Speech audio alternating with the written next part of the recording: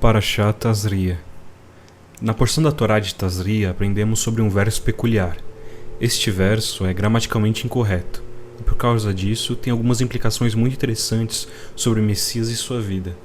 Tazria, o nome da porção da Torá dessa semana, significa ela conceberá. O primeiro verso dessa porção da Torá se refere à concepção de um filho.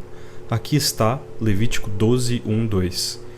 Então o Senhor falou a Moisés, dizendo: Fala aos filhos de Israel, quando uma mulher der à luz e tiver um filho homem. À primeira vista, o verso fala sobre qualquer mulher judia dando à luz a qualquer menino. Mas em um nível mais profundo, o texto aponta para a vinda do Messias. Ele alude a uma mulher específica dando à luz a um menino específico. As primeiras dicas desse nível mais profundo são mencionadas pelo rabino Chaim Ben Natar. Uma tradução literal do verso hebraico soa assim em inglês: quando uma mulher conceber, ela deu à luz a um menino. Em Or HaChaim, seu comentário sobre a Torá, o Rabi Natar pergunta por que a Torá usa o tempo futuro, quando conceber, e depois muda para o tempo passado, ela deu à luz. Isso é ainda mais incomum porque, alguns versos depois, ao discutir o nascimento de uma filha, a Torá usa o tempo futuro correto, e ela dará à luz a uma fêmea. Levítico 12, 5. O Rabino Ben Atar comenta: a Torá não muda os tempos verbais desnecessariamente sem tentar chamar nossa atenção para algum significado adicional. Além disso, o Rabino Atar achou curioso que a Torá diz: e ela deu à luz um menino, em vez de dizer: e se ela der à luz a um menino. A Torá fala como se o nascimento de um filho e não de uma filha fosse algo que está destinado a acontecer, mas não há certeza de que uma mulher dará à luz a um filho em vez de uma filha. Por que a Torá declara o assunto como se já tivesse ocorrido? Essas formulações estranhas inspiram o Rabino Atar a investigar mais a fundo. Ele afirma que a mulher no texto corresponde a Israel, ou seja, o povo judeu. A concepção da criança se refere ao serviço de Israel a Deus por meio da guarda e observância dos mandamentos e estudo da Torá. O nascimento da criança se refere à vinda do Messias e à era messiânica. O Rabino Atar afirma que a mulher no verso aponta para o povo judeu, assim como muitas outras passagens na Bíblia que se referem a Israel como uma esposa. Por exemplo, em Isaías 54, 5, o Senhor diz a Israel: teu marido é o teu Criador. E no verso 6, ele se refere a ela como a esposa da mocidade. Oséias relaciona o relacionamento entre Deus e o povo judeu ao de um homem casado com uma mulher, como diz em Oséias 22, 21, 22, que o Senhor diz a Israel: eu me casarei contigo para sempre. Sim, eu me casarei contigo em justiça e em juízo, em benignidade e em misericórdia, e eu me casarei contigo em fidelidade. Então conhecerás ao Senhor. Essas passagens e muitas outras deram ao Rabino Atar a confiança para entender que a mulher em Levítico 12, 2 era uma alusão à nação de Israel. O Rabino Atar relaciona que seu marido é o Senhor e seu filho é o Messias. Apocalipse 12, 5 faz uma alusão a Levítico 12, 2, quando fala de Israel dando à luz ao Messias. E ela deu à luz a um filho, um menino. Por que Levítico 12, 2 menciona a concepção da criança?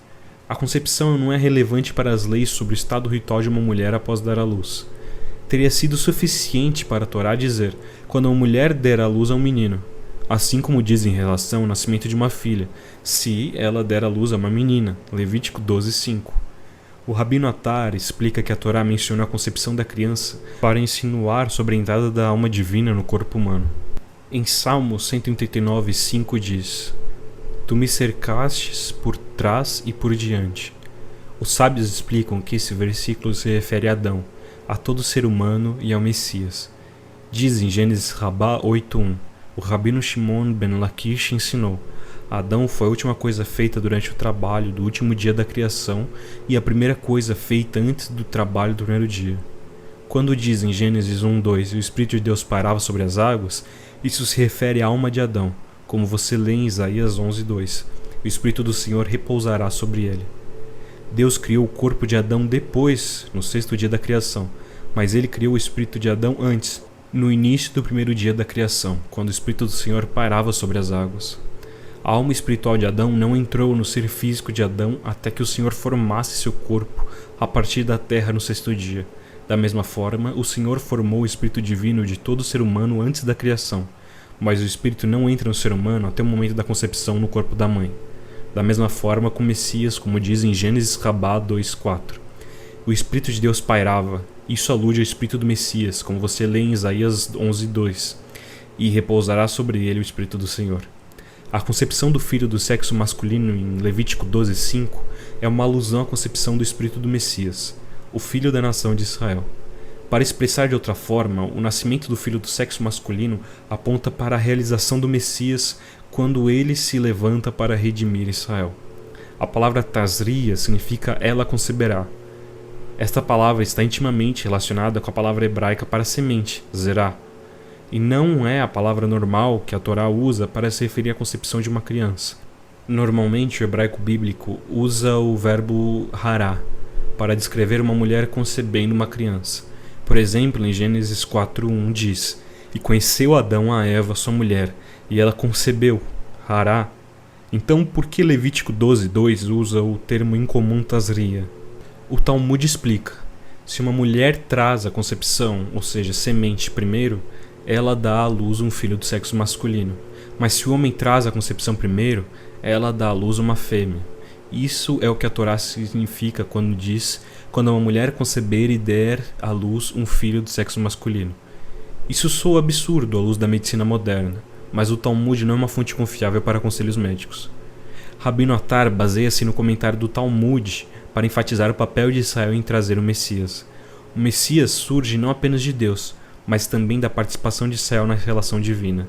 Em outras palavras, se a nação se arrepender e seguir os caminhos de Deus, podem acelerar a redenção. Rabino Attar relaciona que o Messias é referido como um filho do sexo masculino, não apenas porque o Messias é masculino, mas também porque a Bíblia atribui a era messiânica a uma forma masculina. Ora, a Torá diz no Yalkut Moshiach que a redenção final é referida como masculina para transmitir seu elemento de força, porque depois que o Messias redimir o mundo, o exílio nunca mais acontecerá. A comunidade de Israel é chamada de mulher, e o Todo-Poderoso é chamado de homem, como está escrito em Oséias 2:18. Naquele dia você me chamará de meu marido, da mesma forma que um homem chama a sua mulher. O Talmud diz que quando a mulher traz a semente primeiro, ela dá à luz a um filho do sexo masculino.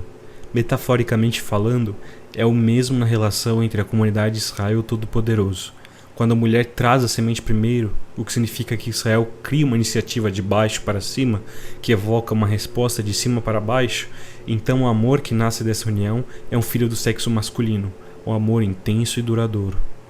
Outra explicação mais óbvia para o uso da palavra Tazria é que esta palavra aponta para a promessa original do Messias.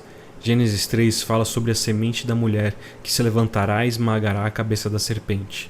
Deus prometeu a Abraão que lhe daria uma semente para herdar a terra de Canaã e através da qual todas as nações seriam abençoadas.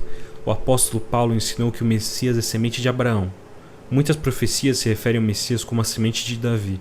Por exemplo, Salmos 18:50, que diz: "O Senhor concede grande livramento ao seu rei e mostra bondade amorosa ao seu Messias, a Davi e sua semente para sempre." Talvez a Torá use a palavra incomum Tazria para indicar a semente da mulher, a semente de Abraão e a semente de Davi. Outra explicação para este trecho é ver uma alusão à concepção miraculosa do Messias no ventre de uma virgem. Como Isaías 7:14 diz: "Eis que a virgem conceberá e dará à luz a um filho." Como mencionado acima, Salmos 139:5 diz: "Tu me formastes depois e antes", que corresponde às palavras "quando uma mulher conceber e ela der à luz um filho do sexo masculino." A Teret Yeshua dá uma explicação enigmática dizendo que o depois mencionado pelo rei Davi se refere à expressão "quando uma mulher conceber", e o antes se refere à expressão "ela deu à luz um filho do sexo masculino." Em seguida afirma que essas duas ideias apontam para os dois Messias. É sabido que o Messias, filho de José, eventualmente será morto, e somente o Messias, filho de Davi, lhe dará vida, como está escrito em Salmos 21:5. "Ele pediu vida a ti, tu lhe deste, comprimento de dias para sempre e eternamente." As palavras "quando uma mulher concebe" aludem ao Messias, filho de Davi, e cripticamente ao reino. Este é o significado secreto da mulher. As palavras "ela deu à luz a um filho do sexo masculino" aludem ao Messias, filho de José, para indicar que o Messias da casa de Davi trará de volta a vida do Messias, filho de José. De acordo com essa interpretação alegórica, Levítico 12:2 contém uma dica sobre a primeira vinda e a segunda vinda do Messias. a primeira pelo Messias filho de José e a segunda pelo Messias filho de Davi. Na porção da Torá de Tazria, estudamos a redenção peculiar do primeiro verso dessa porção da Torá e captamos um pequeno vislumbre do Messias.